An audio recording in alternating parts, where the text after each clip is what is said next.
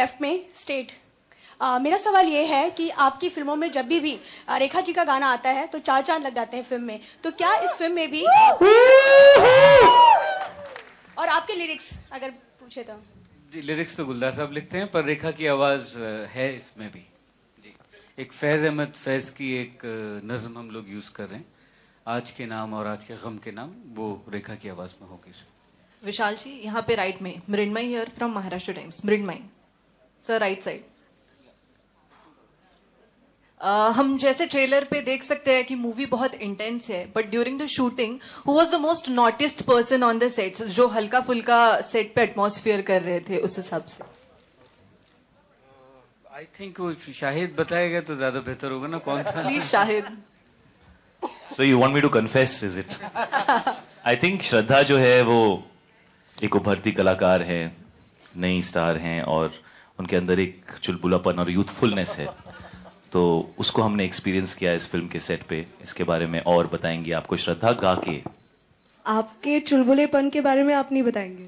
मैं तो हैमलेट हूँ, टू बी और नॉट टू बी में खोया हुआ हूँ। I am too involve with the complexities of life to think about चुलबुलापन। तो फाइनली विशाल जी, आप कौन कहेंगे कि नॉटिस्ट कौन था, श्रद्धा या शाहिद? आई थिंक ये आगे बढ़े, क्या जवाब दें? शाहिद ऐसा सवाल पूछना कि सर फिर से आगे बढ़े नहीं बोले प्लीज। हाँ, यकीनन विशाल जी ने तो बोलते हैं आगे बढ़ो। शाहिद, कितना चैलेंजिंग था ये रोल अब तक का आपके फिल्मी कैरियर में? बहुत से अलग अलग मुख्तलिफ किरदार आपने निभाए हैं, क्या कितना चैलेंजिंग रहा? और मतलब इस हद तक की फीस भी नहीं और कुछ भी नहीं, लेकिन आपने रोल किया। I hope Vishal ji take my question on a positive note. कितना चैलेंजिंग है? डू यू एग्री ये सबसे इंपॉर्टेंट रोल होगा आपके कैरियर का?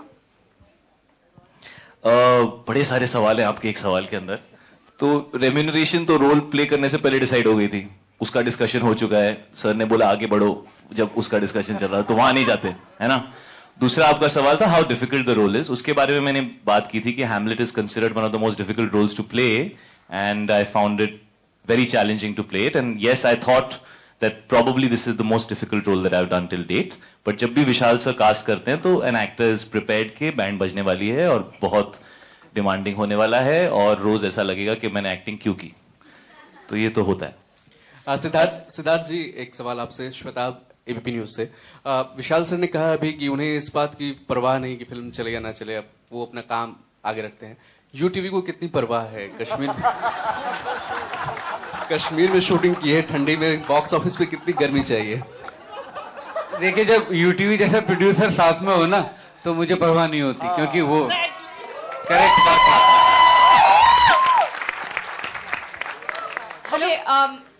Hello sir, hi, Sakhi here. Sorry, I just want to add one thing to what you said. I think Vishal sir ने कहा था फिल्म रिलीज होने के बाद he doesn't look back to see whether it was successful or not. Film release होने से पहले everybody thinks about it. It was in context.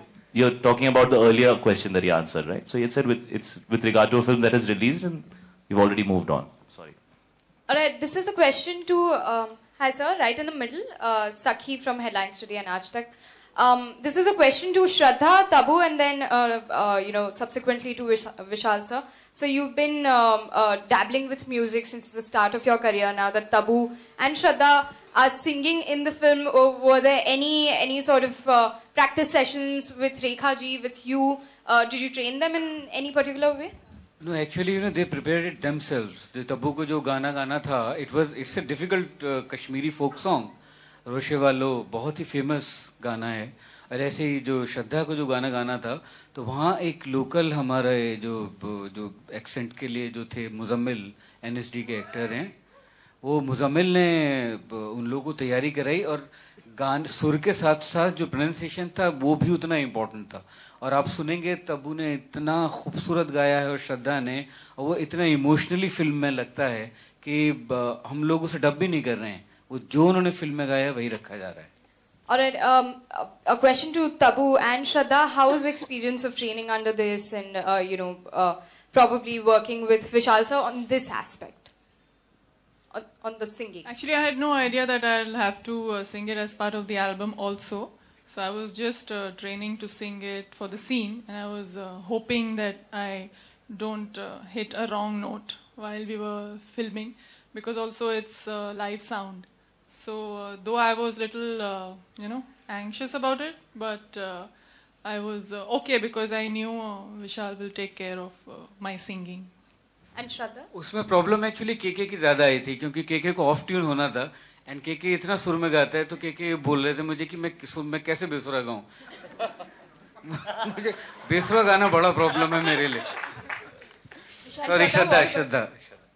I think much more than Vishal sir giving me an opportunity to sing in this film, I think I still can't get over the fact that who I'm sitting with on this stage, and that I'm actually a part of this cast, and I've gotten this opportunity to work with Vishal sir, Tabu ma'am, KK sir, Shahid and Irfan sir.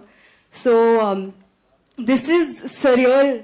It's something that I can't believe yet. But to answer your question in terms of singing, Vishal sir just makes you feel like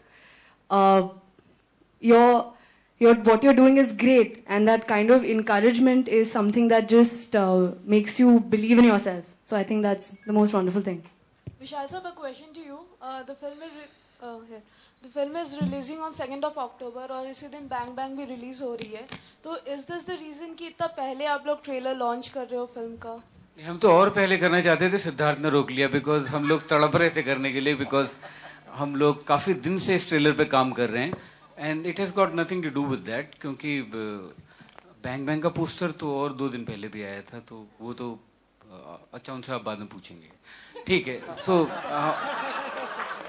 तो anyway, तो हमारा कुछ उससे वो नहीं.